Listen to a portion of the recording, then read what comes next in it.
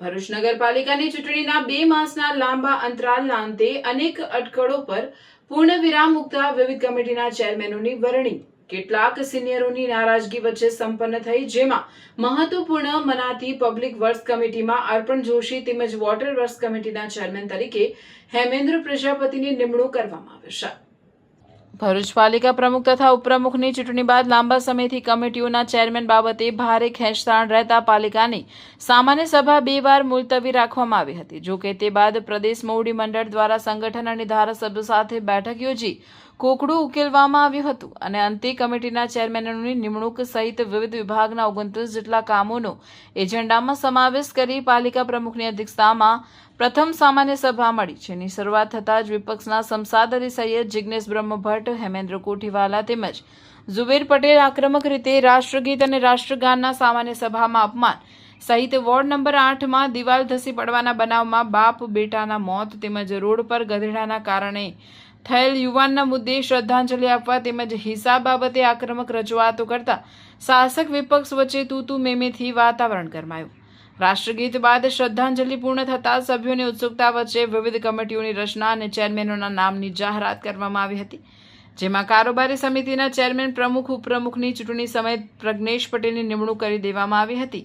તે સિવાયની વિવિધ કમિટીઓના ચેરમેનોની આજે વરણી કરવામાં આવે છે। ફાઇનાન્સ એન્ડ ટેક્સેશન સમિતિના ચેરમેન તરીકે ચિરાગ ભટ્ટ, કાયદા સમિતિ ચેરમેન તરીકે Kajal Vasava, fire and motor garage સમિતિમાં ચેતન રાણા, સમાજ કલ્યાણ સમિતિમાં Vijay Makwana, shop and establishment સમિતિમાં વિશ્રુતિ દૂધવાડા, લાઇટ સમિતિમાં ભાવિન પટેલ, સેનેટરી સમિતિમાં જિગીશા પટેલ, મેડિકલ સમિતિમાં ભાવિન ખારવા ઉપરાંત મહત્વપૂર્ણ મનાતી વોટર વર્ક્સ સમિતિમાં ગત ટર્મના કારોબારી ચેરમેન તરીકે હેમેન્દ્ર પ્રજાપતિ અને પબ્લિક વર્ક્સ સમિતિમાં અર્પણ જોશી તેમજ બાગ બગીચા સમિતિમાં હેમાંગી મિસ્ત્રીની નિમણૂક કરવામાં આવી હતી।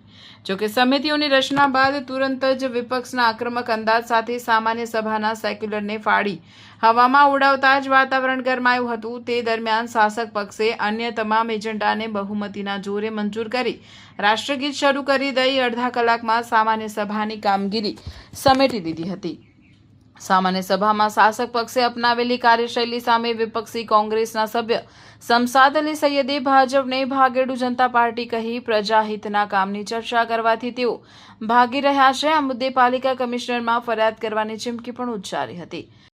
નવા ટર્મની પ્રથમ સામાન્ય સભાના અંદર વિપક્ષના સભ્યો દ્વારા ભરૂચના જે પ્રાણ પ્રશ્નો છે, ખાસ કરીને હમણાં હાલના અંદર જે રીતે દેખાઈ રહ્યું છે કે ભરૂચના અંદર રખડતા ઢોરનો પ્રશ્ન ખૂબ જ પેચીતો બન્યો છે।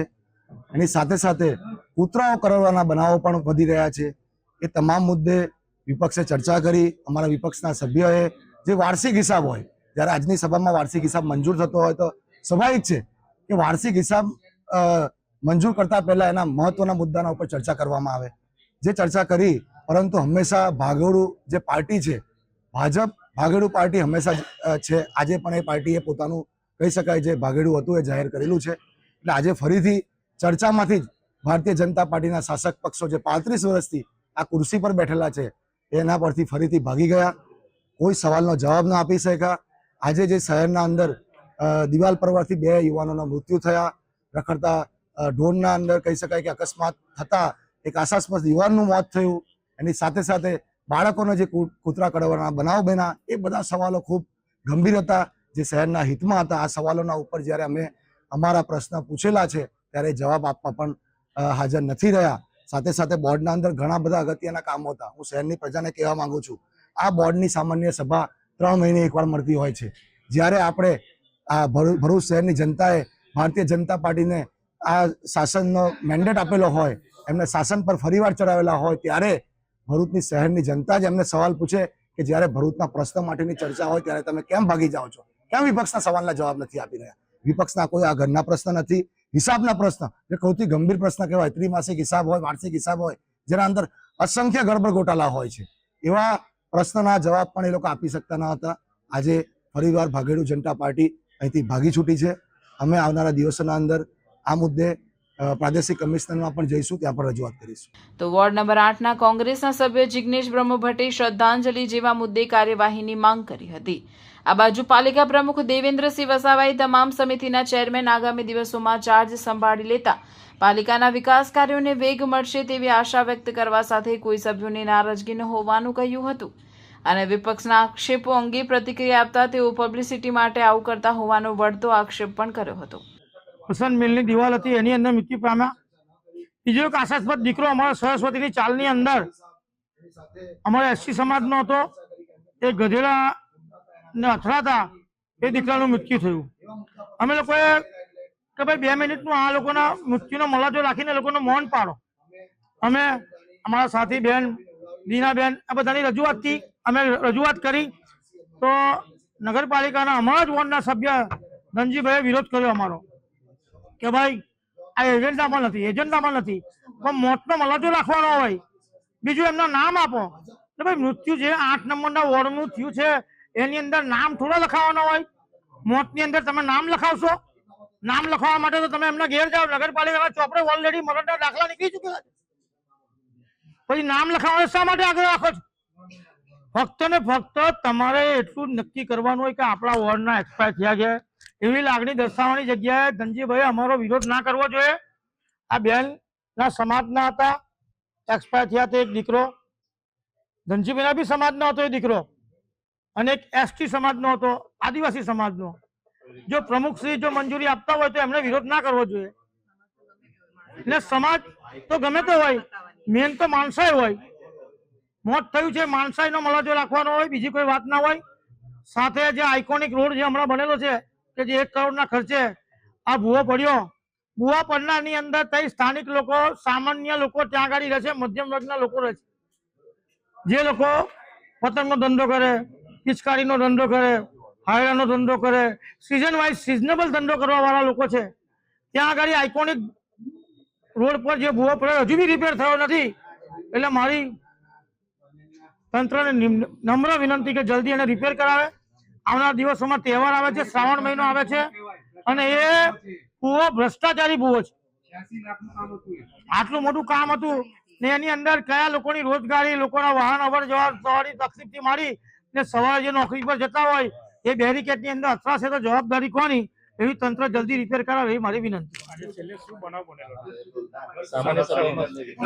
સામાન્ય સભાની અંદર છેલ્લે એ લોકોએ ભાગી ગયા, અમારા મુદ્દા સાંભળ્યા વગર ભાગી ગયા.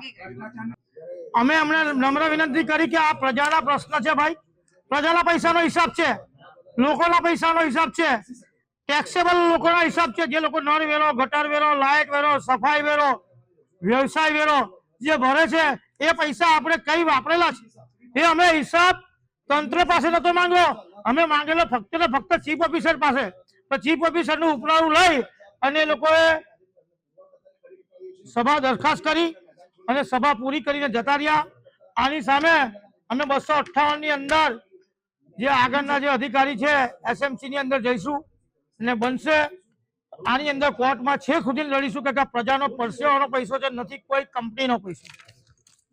આમ પાલિકાની પ્રથમના સામાન્ય સભા શાસક વિપક્ષ વચ્ચે થયેલા ગરમાગરમીથી આગામી સામાન્ય સભાઓ કેવી રીતે રહેશે તેના એંધાણ અત્યારથી જ વર્તાઈ રહ્યા છે તેમ લાગી રહ્યું છે.